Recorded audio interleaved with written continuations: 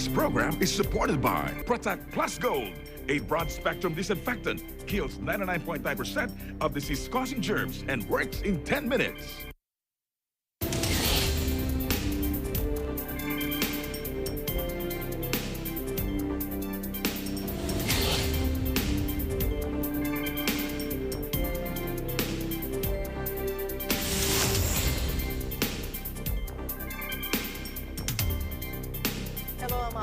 And you're watching Eagle News International. And I'm CJ Hero. Welcome to the program. On tonight's headlines. Philippine health officials are warning of possible surge in coronavirus infections as several transmitted cases of the highly contagious Delta variant were recorded and more than 3 million people are into lockdown.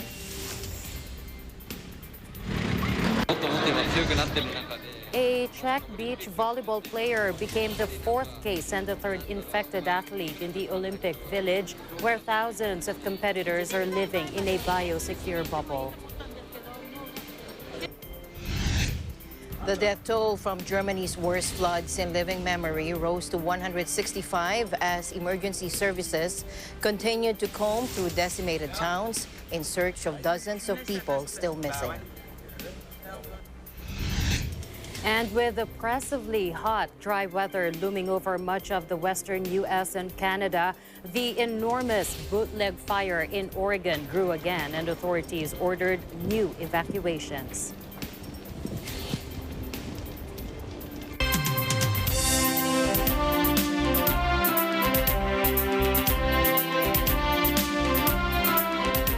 Philippine health officials are warning of possible surge in coronavirus infections as several locally transmitted cases of the highly contagious Delta variant were recorded and more than 3 million people went into lockdown. Take a look. Tinitingnan po namin una ay talagang pagpalaki ng kapasidad ng mga hospitals, lalong-lalong na sa mga level 3 hospitals, na magkaroon sila ng sapat na intensive care units at saka resources kagaya ng mga ventilators, high flow oxygen, and definitely yung mga medicines na pangangailangan talaga ng COVID-19 severe and critical patients. Ito po ay binigyan namin ng mga private at saka government hospitals ng isang contingency plan kung aakyat ang bilang ng number of cases natin ng COVID-19. So in totality ho, ang pinapalakas namin ang staffing also ng aming staffing ng hospitals. Makasiguro kami ng mga deployment coming from other agencies, at pangalawa yung mga emergency hiring po namin sa Department of Health. At saka naghahanap na rin kami ng mga resources kagaya ng mga high flow oxygen machines na pwedeng maibigay namin sa mga areas na may high risk. We just want to emphasize that this variant, the Delta variant, is highly transmissible at napakita na po ito sa mga experiences across the globe. Base po sa ebidensya, sinasabi it's 43 to 90% transmissible than the UK variant. Patatandaan po natin ang UK variant was said to be highly transmissible and it can infect about 3 to 5 persons. Pero ang Delta variant po can infect up to 8 persons in just one city. So meaning it's really highly transmissible, mabilis pong makapanghawa kapag may Delta variant, kaya kailangan po natin lahat mag-ingat. Pero kailangan lang po matandaan ng ating mga kababayan na kung ano man po ang ginagawa nating safety protocols before, let us just try to implement that. Let us assume na kung sakali may transmission na ganyan, ay mapoprotektahan po tayo kung sakaling tayo ay susunod sa protocols and get yourselves vaccinated. In another development, the Taguig local government said today that the resident who acquired the coronavirus Delta variant case in May may never set foot in the city until declared recovered. The carrier was an overseas Filipino worker who was confirmed Delta positive while undergoing the mandatory quarantine, according to the city in a statement. The city government assured the patient was not discharged from quarantine until cleared of the dreaded virus. Prior to the emergence of the Delta variant in the country, the city government said it has established a special task group, Delta Force, in preparation for possible local transmissions.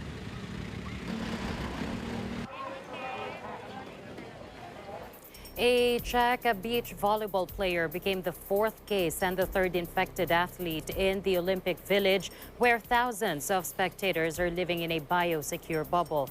The games, which start on the 23rd, will be the first to be held without spectators. Organizers said there have been 61 positive cases connected to the pandemic-postponed games so far. Take a look. Good evening, Alma and CJ. Tokyo Games organizers insisted Monday that the Olympic Village is a safe place to stay, as fears of a coronavirus cluster emerged just days before the opening ceremony. 2 South African footballers and a video analyst tested positive for the coronavirus at the village, organizers announced Sunday. And a further 21 players and staff members of the South African squad were designated close contacts on Monday, just 3 days before their first match. But games organizers played down the risk of a cluster emerging, saying there have been no significant bumps so far. Let's listen in. 陽性者出ないに越したことはありませんけれども、当然出ることを想定してさまざまシミュレーションをしております。で、昨日今日と一昨日、昨日と出たわけですけれども、コントロール下にコントロールできていると。What we're seeing is what we expected to see, essentially. You know, if I thought all the tests that we did were going to be negative, then I wouldn't bother doing the tests in the first place. We do the tests because they are a way of filtering out people who might be developing an infection, who might become a risk later. So we identify them early, we take them apart from other people, and we manage them and look after them, and we look after the contacts. So it is expected that as we go through the different layers of filtering, we see cases coming out. You know, the degree of contact between the international community inside the village and the local Japanese population outside is extremely small. Because as you know, the athletes aren't traveling around Tokyo, they're not using public transport. They're using designated transport to go from the village to their training or competition venues and back again. 安全なのかなって思ってたけど、やっぱりそういうとこでも陽性者って出ちゃうんだなと思って危ないなって思います。やっぱり今の時点でその陽性者が増えてちゃうといざ始まった時にもっと増えちゃうんじゃないかなって思ってやっぱり、ちょっと心配になりますよね。でもだろうなって言い方もあれなんですけど、やっぱ感染力がもっと今強くなってる中で、そのオリンピックするっていうのもやっぱりなんだろう、去年待ちましたけどどうかなと思いますし。1年ぐらい前まではね中止にしてもいいと思ったんですけど、もう選手の人とか頑張ってるのでもう今更やめはできないんですけれども、もうでも本当に今日本人の中でも感染者が多くなってきちゃったので、もう本当に来ている方にかからず日本でかかって日本のせいにしないで帰ってもらいたいなっていう。Takaya said there have been 61 positive cases connected to the pandemic-postponed games so far. But that represents only a fraction of the thousands of tests carried out. Organizers said the 21 members of the South African squad have been asked to stay in their rooms at the Olympic Village after 2 players and a video analyst tested positive for the virus. The 3 were the first confirmed cases among teams at the Olympic Village. The Czech Olympics Committee said Monday that beach volleyball player Andrei Perusic had tested positive for COVID-19 in the village, which would be a 4th case. The South African football close contacts, most of whom are players, were unable to train on Sunday despite being days from their opening game of the tournament on Thursday against host nation Japan. Takaya said the squad have been very cooperative and will be allowed to train if they comply with rules including staying in their rooms, eating alone, and using special transport. The games, which start July 23rd, will be the first to be held without spectators. Tokyo is grappling with a surge in coronavirus cases, which prompted the government to declare a 4th state of emergency in the capital earlier this month. The city reported 1,410 new infections on Saturday, the most since January 21st. This is the latest for now. Reporting from Tokyo, Japan, this is Dennis Lu. We live in interesting times. Thank you, Dennis. Meanwhile, South Korea's president will not visit Japan for the Tokyo Olympics, according to the Blue House today, ruling out the possibility of Moon Jae-in's first in-person summit with Japan's Prime Minister Yoshihide Suga. The two countries have been in talks over staging a top-level encounter during the Games to improve ties that have plunged to their worst level in years over historical disputes. The decision was announced after Seoul summoned the Japanese ambassador at the weekend over a senior Tokyo diplomat's remarks about Moon, in which he reportedly described the president as masturbating, referring to his desire to meet Suga. Japan's ambassador reprimanded his deputy Hirohisa Soma for his highly inappropriate comments. But a Blue House official said Monday the remarks were difficult to tolerate. Although Seoul and Tokyo had meaningful discussions on the historical issues, the progress was deemed still insufficient.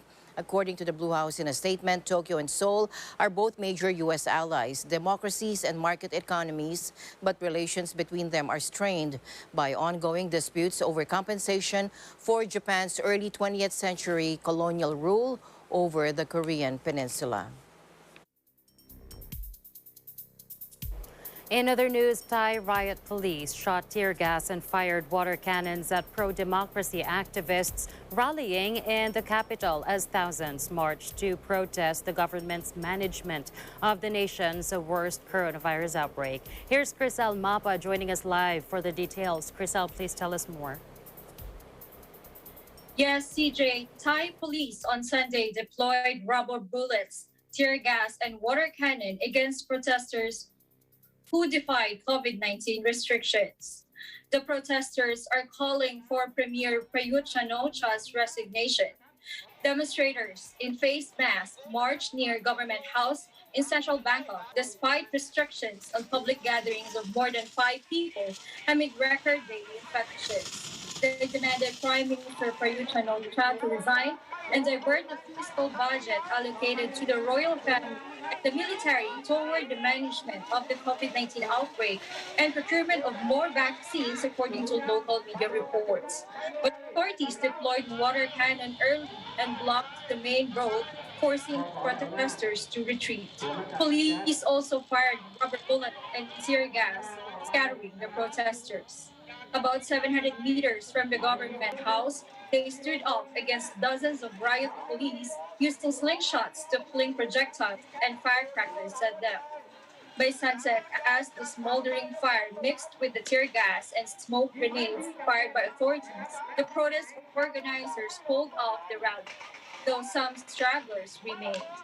Thailand, CJ, now is grappling with its first COVID-19 outbreak, fueled by the highly contagious Delta variant. Cumulative cases have exceeded 400,000 and daily fatalities are breaking records.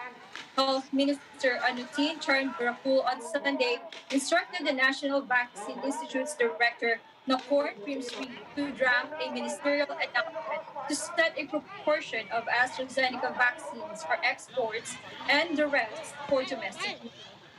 Thailand tightened restrictions in 3 more provinces on Sunday as the country reported another day of record new coronavirus infections.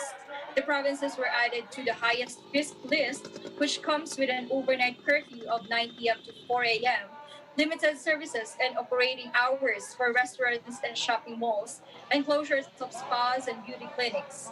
The Bangkok metropolitan area and 4 southern provinces are already on the list. The move to tighten restrictions follows a relentless surge in infections and hospitalizations that have stretched the nation's healthcare system, especially in the virus epicenter. The government is scrambling to procure more vaccines to inoculate the population, and so far, 10.1% of the total population have received shots. Restrictions will come into effect from July 20, that is tomorrow, and will last 14 days until at least August 2, according to a Royal Gazette announcement on Sunday. A ban on gatherings of more than 5 people also remains in place, and any violation could be punished with 2 years in prison a 40,000 baht or $1,200 fine, or both. A prolonged outbreak, the speed of vaccinations, and the ability to procure more shots will affect Thailand's economic growth this year.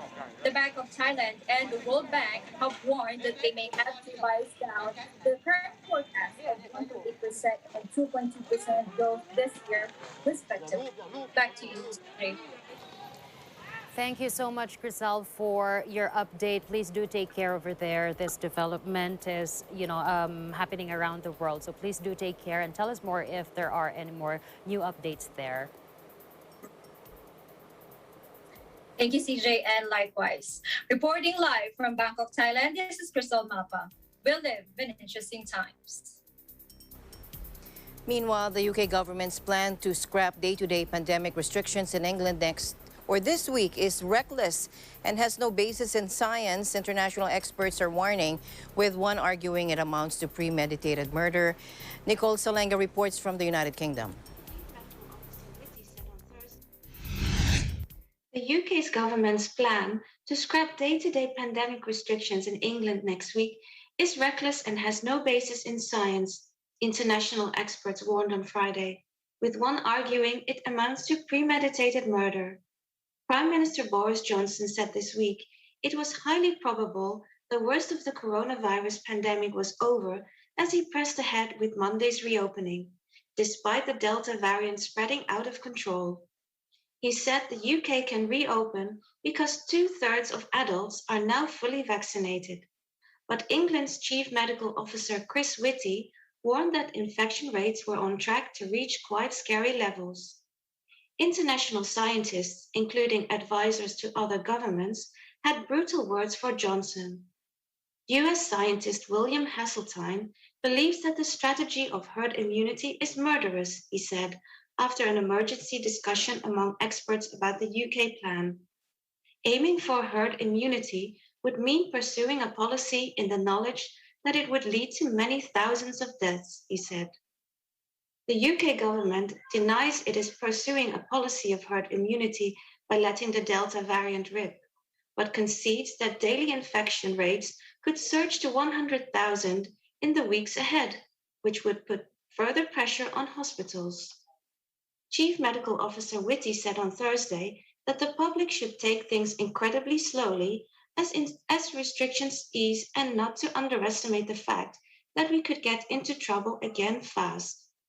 From Monday, dubbed Freedom Day by some media, the government will lift most restrictions on public gatherings in England and allow businesses such as nightclubs to reopen.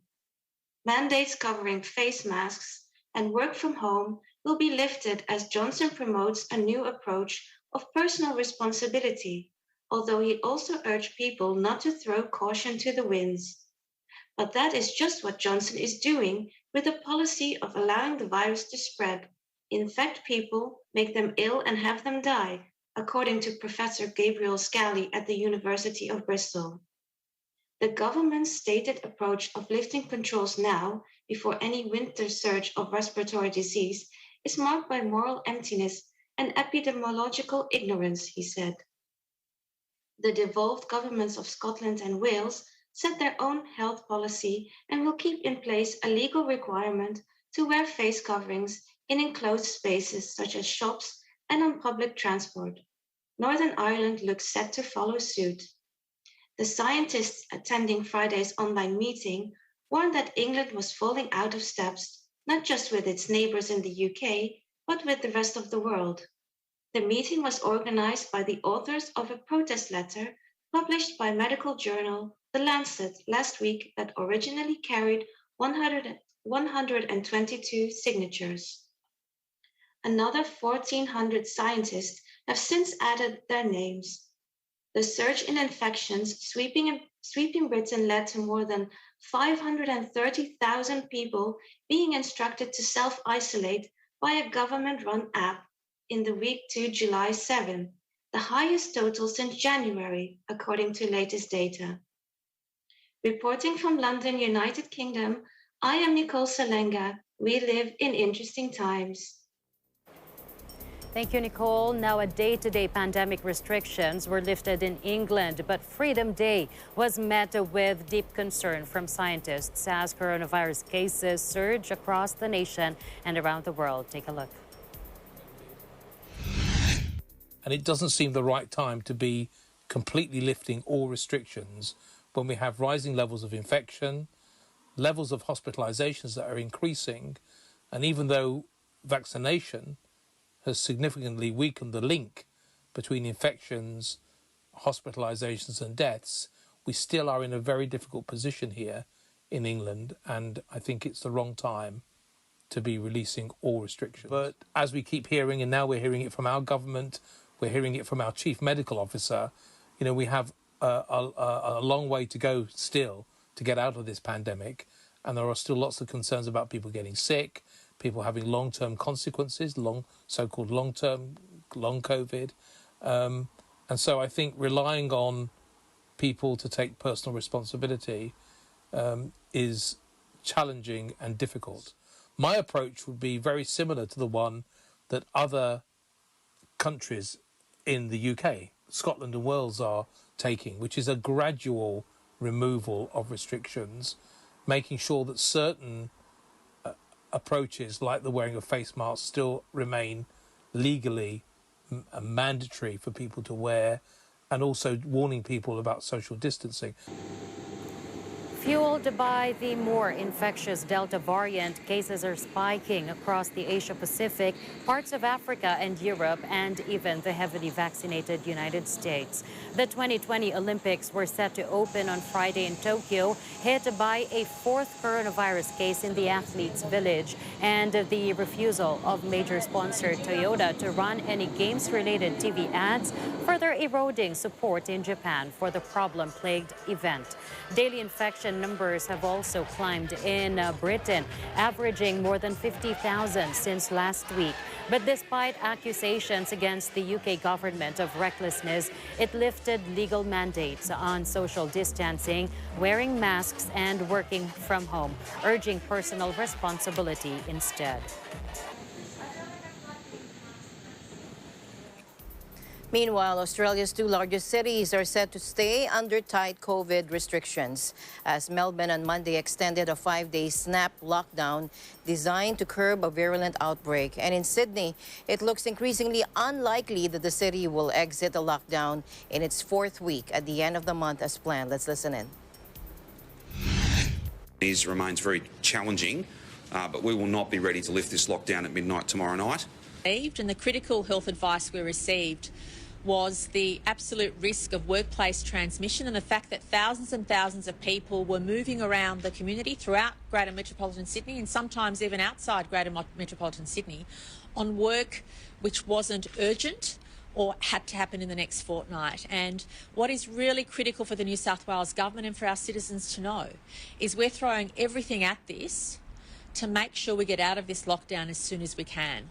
And having the risk of thousands and thousands of people being mobile at the one time, many of them coming from communities who've had cases, was too big a risk. And I appreciate how difficult the decision was. I think I expressed very frankly yesterday that it was the most difficult day in the office when we made that decision. But we have to, if we're serious about allowing individuals, families and businesses to bounce back as soon as we can, we must take these difficult decisions, which we did. About 12 million people are under lockdown in Melbourne and Sydney, where a month of restrictions has failed to quash an outbreak of the Delta variant. Australia had mostly dodged widespread community transmission in the 18 months since the pandemic began, but is now seeing more than 100 new cases a day, straining contact tracing efforts. And the most recent outbreak started mid-June when a foreign air crew infected a local driver in Sydney. The virus was then carried to Melbourne with a relocation team, prompting a snap lockdown that was due to end late Tuesday, but has failed to reduce new infections to 0. Victoria State on Monday reported 13 new cases. Australian authorities ordered more businesses to close Saturday, along with a slew of new restrictions in Sydney. As a weeks-long lockdown failed to quash the outbreak of COVID-19, any retail deemed not critical would be forced to close across Sydney and its surroundings, while those in hard-hit suburbs would be placed under stricter stay-at-home orders from midnight on Saturday. On Saturday, also, New South Wales introduced a slew of new restrictions and ordered all non-critical stores to close, and the state reported 98 new cases on Monday. In other news, at least 34 people were killed in Mumbai, India's financial capital, after heavy monsoon rains triggered a landslide and a collapse of a wall. Building collapses are common during India's June to September monsoon season, with old and rickety structures buckling under days of non-stop rain. Take a look.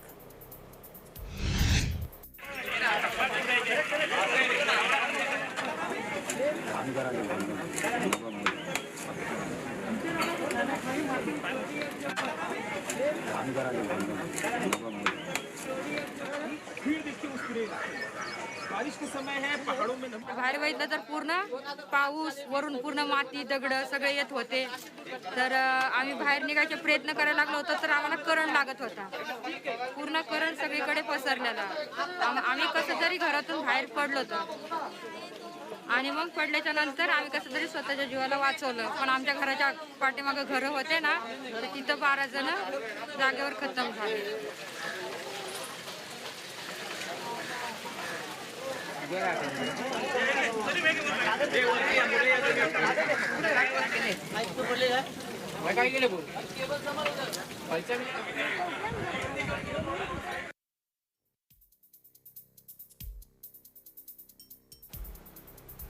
An official of the House of Representatives on Monday said only individuals who are fully vaccinated against COVID-19 would be allowed to physically attend President Duterte's last State of the Nation address on July 26 at the Batasang Pambansa in Quezon City.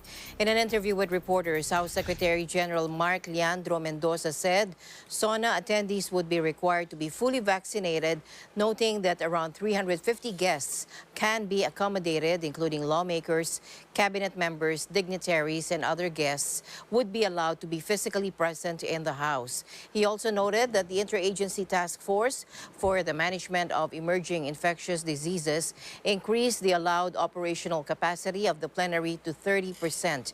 Mendoza said the attendees would be required to undergo reverse transcription polymerase chain reaction, or RT-PCR, and antigen testing, explaining that the former test would be only for those who would enter the House plenary. The Batasang Pambansa will be placed on lockdown starting Friday.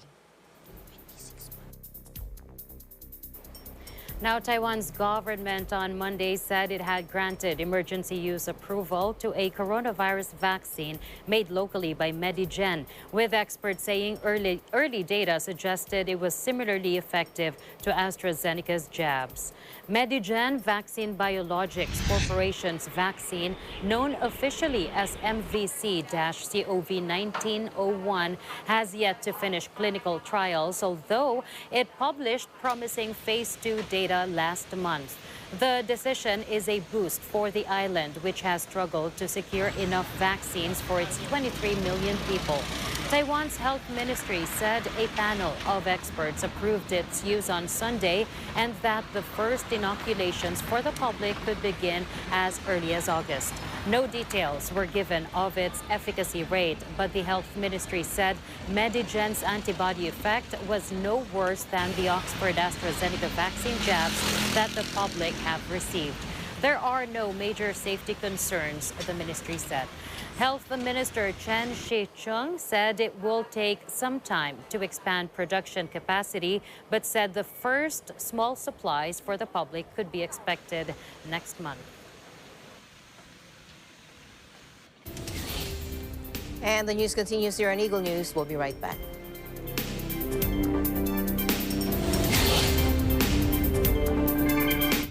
This portion is brought to you by North Luzon Express Terminal.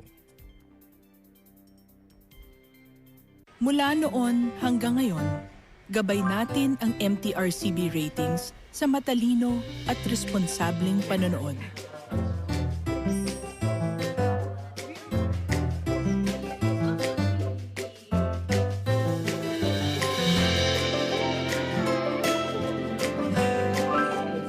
Sa tamang pagsunod sa MTRCB ratings, ginagawa nating ligtas at makabuluhan ang panonood ng bawat miyembro ng pamilyang Pilipino. Lumipas man ang panahon, hanggang may pamilyang Pilipino, andyan ang MTRCB. Innovation, digital disruption, globalization. Startups, micro, small, and medium enterprises, as well as large corporations, all face interesting challenges in the market today. Peek into the world of exciting opportunities and partnerships to drive growth with the latest business news and information. We are open for business. Your weekly dose of entrepreneurial inspiration to update you on the latest developments in the world of business. Get up close and personal with CEOs and thought leaders to help you discover valuable insights. Sharpen your instincts for smart decision making with the latest markets and economic trends, disruptive ideas, global innovation, social entrepreneurship, and other leading-edge business ideas. Join the conversations to create a more vibrant environment for entrepreneurship. Catch Open for Business, from vision to action.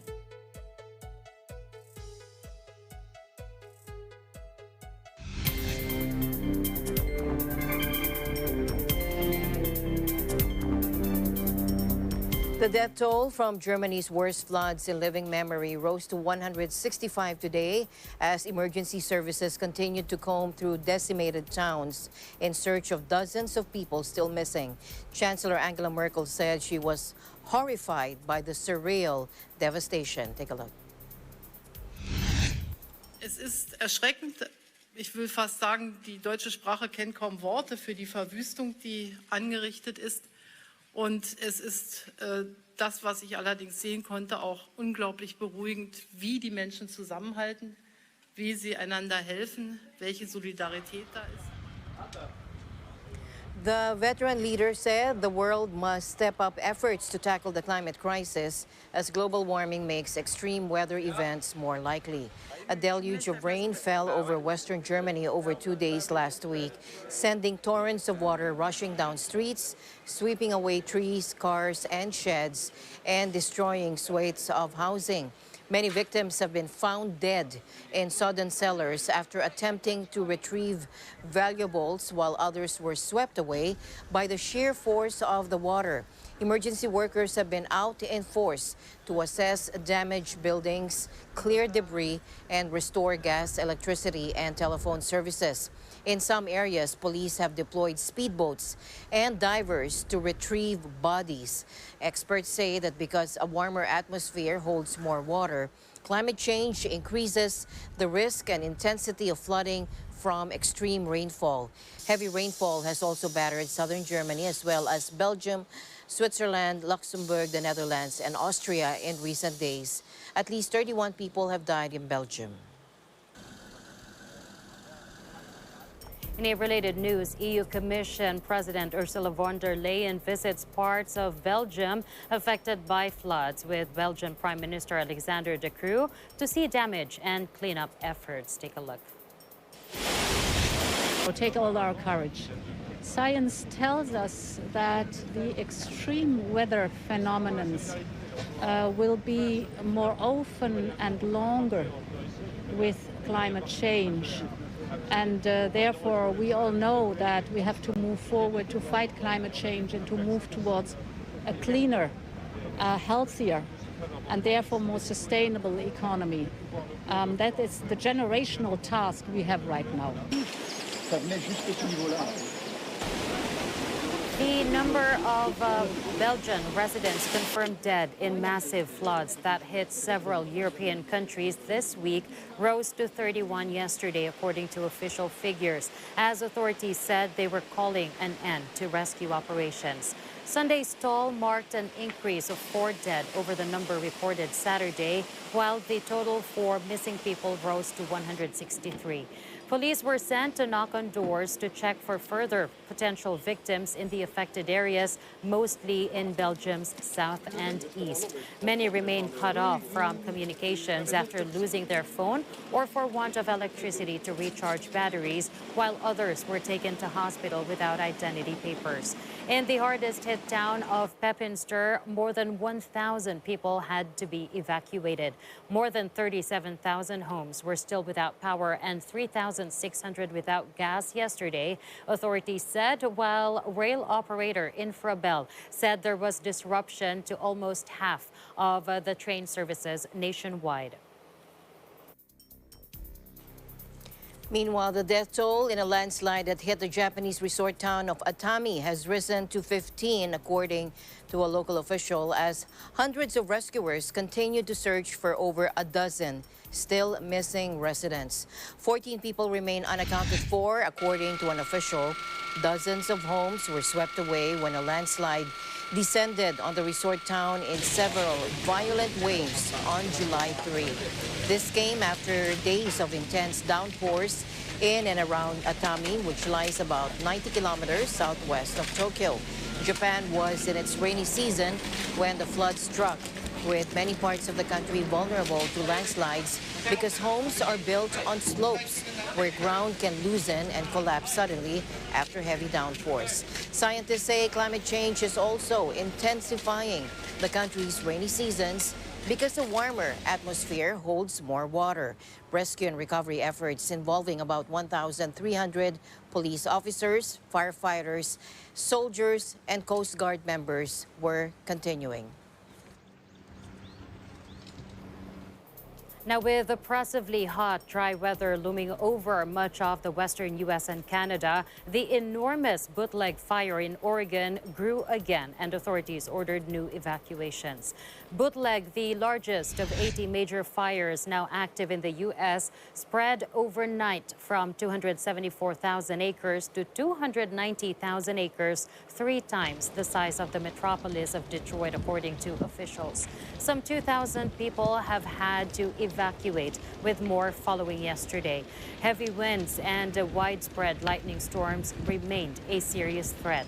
Firefighters blamed lightning strikes for a fast-growing blaze in California's Lake Tahoe tourist area. The so-called Tamarack fire, fanned by fierce winds, has grown explosively to more than 20,000 acres with zero containment so far. The small nearby community of Mark-Leavelle on the Nevada border has also been evacuated.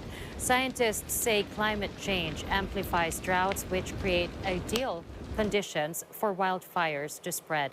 Firefighters in Canada, meanwhile, continue to battle dozens of blazes, including some 20 new ones in British Columbia province and about 15 new ones in Northwest Ontario province. Authorities in that province said a firefighter had died in hospital of an unspecified medical emergency.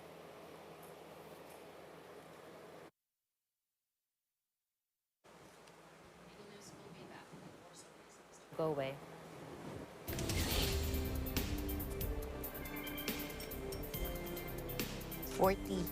Protect yourself and loved ones. Use Protect Plus Gold, a broad-spectrum disinfectant that kills 500 strains of bacteria, fungi, and viruses such as coronavirus and other disease-causing microorganisms. Also potent against viruses in pets. It kills 99.9% of disease-causing germs and works in 10 minutes. Dissolve 1 teaspoon in 1 liter of water. Apply on areas for disinfection or use it for misting. Protect Plus Gold.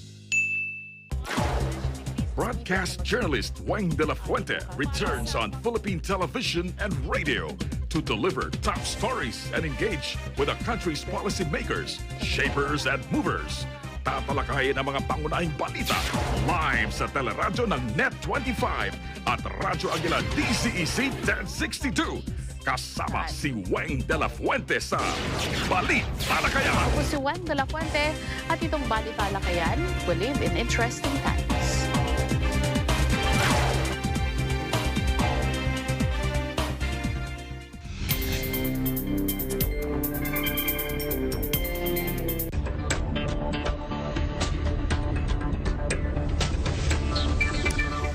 World stocks sank Monday as the spreading Delta virus variant fueled economic recovery fears, while oil prices tanked after top producers finally agreed to hike output. London stocks dived 2.0% in midday deals after the UK government lifted England's daily pandemic curbs despite soaring infection rates. In early afternoon, Eurozone trade Frankfurt slumped 2.1% and Paris shed 2.2% after big pre-weekend losses on Wall Street. Europe mirrored sharp losses in Asia as investors dumped risky investments and also fretted that runaway inflation could spark interest rate hikes. Oil prices hit June lows, weighing on the energy sector after OPEC crude producers and allies on Sunday agreed to modestly boost output. Back in Asia, Hong Kong was the worst-hit market after the U.S. warned businesses about the growing risks of operating in the city as China tightens its grip, raising concerns about its future as a financial hub. Now, Tokyo 2020 sponsor Toyota won't run any Olympic TV ads during the Games or send executives to the opening ceremony, according to an official to AFP, as the coronavirus hit event struggles for public support. The world's biggest automaker is a major sponsor of Tokyo 2020, which has faced persistent opposition in Japan and will take place mostly without spectators as COVID-19 cases rise in the capital. Toyota spokeswoman Shiori Hashimoto denied reports by multiple local media outlets that Toyota had canceled plans to air TV adverts related to the Olympics in Japan. However, around 60 Japanese companies have plowed a record $3.3 billion into Tokyo 2020, while top sponsors like Toyota account for $500 million more. Their hopes of a marketing bonanza have been tempered by the spectator ban, although they can still expect exposure from international broadcasters. Meanwhile, an American father-son duo who helped former Nissan chief Carlos Ghosn flee Japan were sentenced to jail by a Tokyo court on Monday, one for 2 years and the other 20 months. The sentences are the first to be handed down in Japan in the Nissan saga, which began with former auto tycoon Ghosn's shock arrest in 2018 on financial misconduct allegations.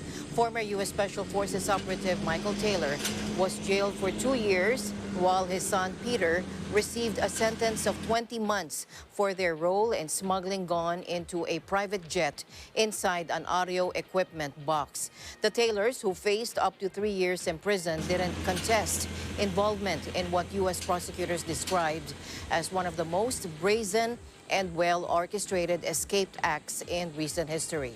The pair both apologized in previous hearings, at which Japanese prosecutors had sought a sentence of 2 years, 10 months for Michael and 2 years, 6 months for Peter. According to the prosecution, the Ghosn family paid the Taylors more than $860,000 for preparation and logistical costs and $500,000 in cryptocurrency for lawyers' fees. Back here in the Philippines, President Rodrigo Duterte ensured Saturday that the new passenger terminal building, or PTB, at the Clark International Airport would allow passengers to enjoy a safer and easier air travel experience despite the prevailing COVID-19 pandemic. Duterte gave the assurance as he lauded the Department of Transportation, the Bases Conversion and Development Authority, and their partners from the private sector for the massive achievement of building a new terminal facility at Clark. Take a look. I am pleased that this new terminal building can accommodate 8 million passengers a year kung pupunta sila dito. This is twice the airport's current average capacity of more than 4 million passengers per year. I just hope that the local economy can absorb the number of people coming to visit the Philippines. It will surely help decongest traffic at the busy Nino International Airport and provide a better flying experience for local and tourists alike. This structure before us reflects the administration's unyielding commitment to improve the quality of life of every Filipino by providing big-ticket infrastructure projects such as this that will improve connectivity, mobility, create jobs, and disperse economic activity to the regions. This development will also certainly boost economic growth in North and Central Luzon and provide these regions their own gateway to the rest of the Philippines and the world.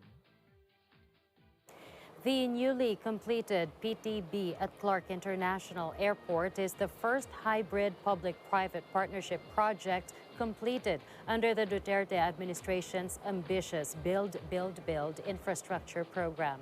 Duterte hoped that the public would be encouraged to explore the country amid the pandemic.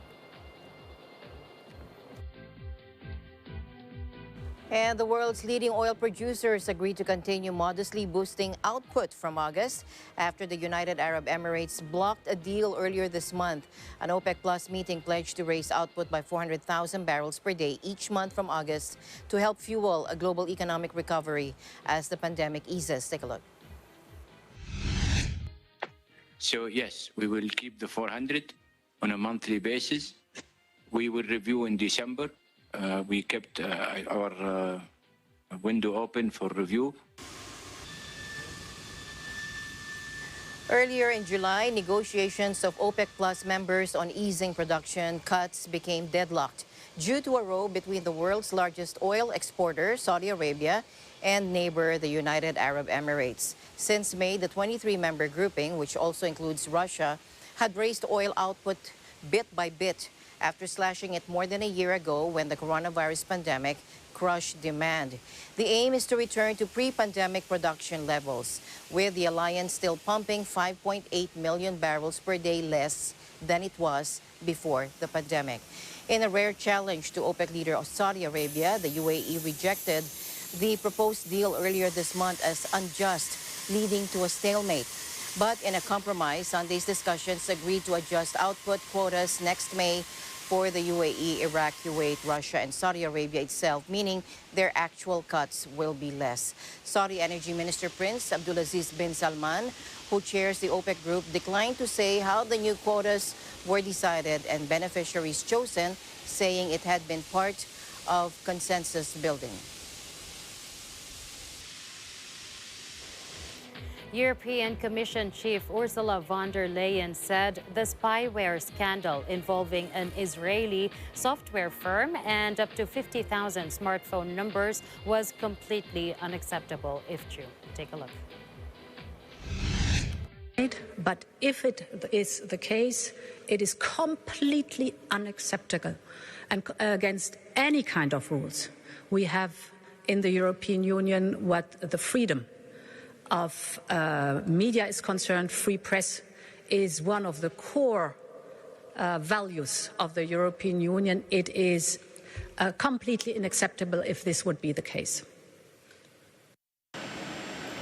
Media outlets, including The Washington Post, The Guardian, and Le Monde, drew links Sunday between the Israel-based NSO group, accused of supplying spyware to governments, and a list of tens of thousands of smartphone numbers, including those of activists, journalists, business executives, and politicians around the world. The NSO Group and its Pegasus malware, capable of switching on a phone's camera or microphone and harvesting its data, have been in the headlines since 2016 when researchers accused it of helping spy on a dissident in the United Arab Emirates. The leak consists of more than 50,000 smartphone numbers believed to have been identified as connected to people of interest by NSO clients since 2016, the news organization said, although it wasn't clear how many devices were actually targeted or surveilled. NSO has denied any wrongdoing.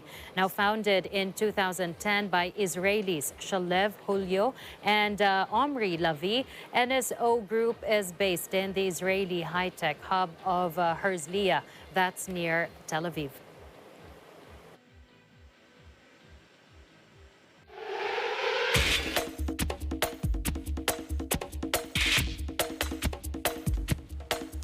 Powered by 32 points from Giannis Antetokounmpo and late heroics from Jrue Holiday, the Milwaukee Bucks moved within one win of their first title in 50 years by defeating the Phoenix Suns 123-119 on Saturday in the NBA Finals. Take a look. I mean, we just got to go play Game 6. It's a great opportunity to go home. You know, we'll keep our routines. We'll prepare. We'll get ready.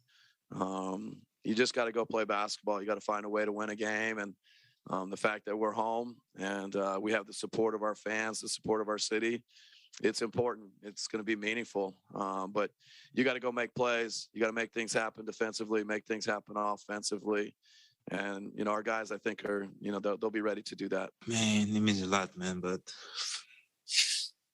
like I can't get too carried away. You know, I gotta stay in the present. Can't worry about the outcome. But like, you know, obviously we know what the deal is. Is one game away from, you know, being an NBA champ. You know, being in the history of this game. You know, being always there. You know, nobody can take that away from you. And you know, doing it in front of our families and our fans, it's big. It's gonna be big, but. You know, that can wait. We got to focus and keep playing good basketball. We got to go back home. We got to recover.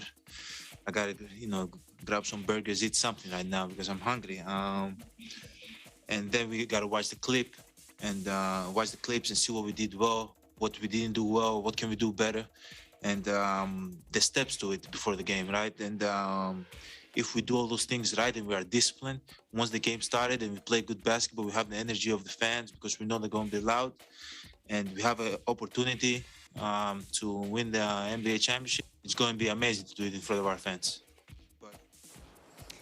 Now, Chris Middleton added 29 points, while Holiday contributed 27 points, 13 assists, and a crucial steal from Phoenix star Devin Booker.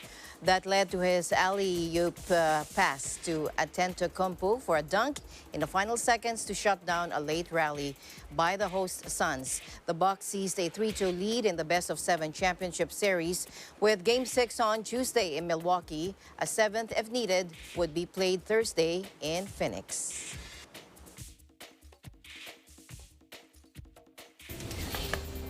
Very exciting Game 6 happening on Tuesday. Well, I hope you guys are happy with the results. And that's it for tonight's broadcast. Thank you so much for joining us. I am CJ Hero. We'll see you again tomorrow. And at the end of the day, there remains so much more to be grateful for. We'll see you back tomorrow. And we live in interesting times.